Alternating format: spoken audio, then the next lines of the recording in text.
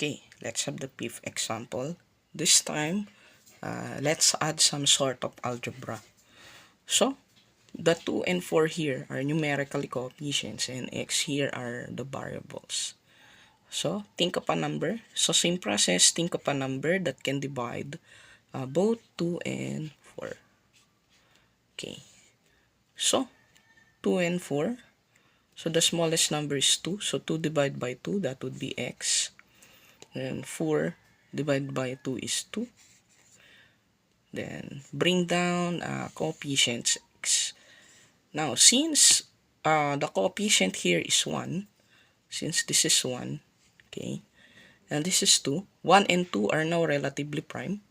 So, the next thing that we need to think of is the variable x. So, since they are both x, they are what? They are, they have the common divisor, which is x also. So to further understand, let's say for example, you have here the GCF of 2 and 2. So what is the GCF of 2 and 2? Of course 2. So that would be 1 and that would be 1. So same manner, if x is 2, if this two variables is the same with this, so it implies that the GCF of x and x is also x. Okay, so x divided by x, this would be 1. 2x divided by x, that would be 2 times 1. So that would be now 1 comma 2. So, since 1 and 2 are relatively prime, it means we stop dividing. So, what will be the product here? So, the GCF here is 2x. Yan. So, I will write it clearly. So, GCF here is 2x. Okay. Now, let's have number 6. We have the GCF of 8x and 10x squared. So,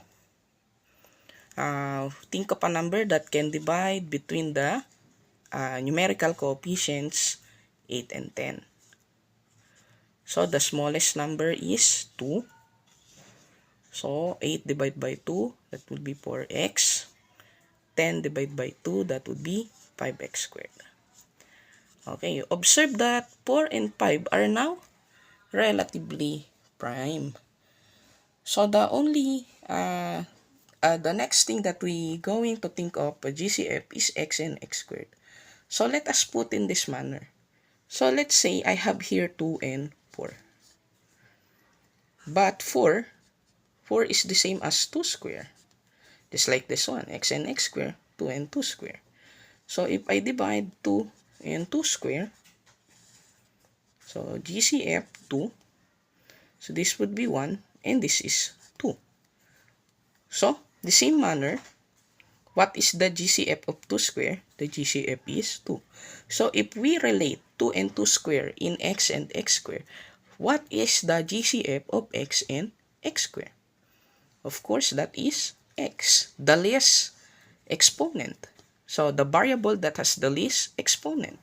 So, the same manner, the base that has the least exponent, that is the GCF. So, that would be here, this would be 4. X divided by x, that would be 1. So, sige.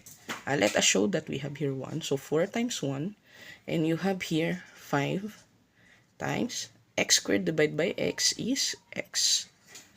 Okay, so the quotient now here is 4 and 5x.